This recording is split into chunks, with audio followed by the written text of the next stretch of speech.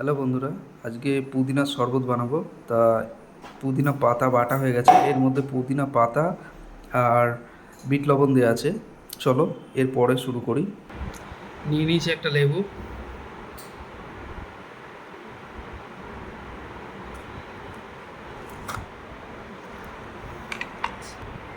এবার নিয়ে নেবো 1 মগ জল।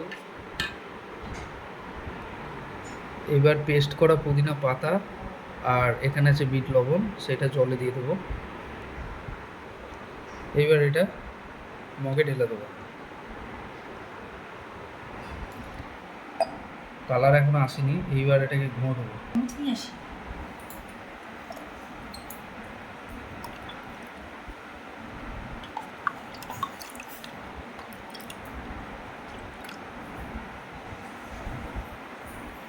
এবার এর মধ্যে দিয়ে দেবো লেবু।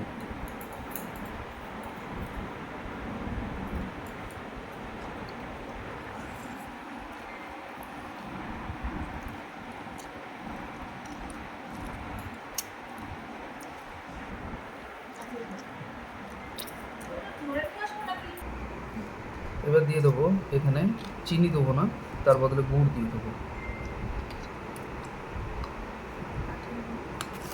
আখের গুড় চলে গেল। এবার এটাকে ঘুঁটে নেবো।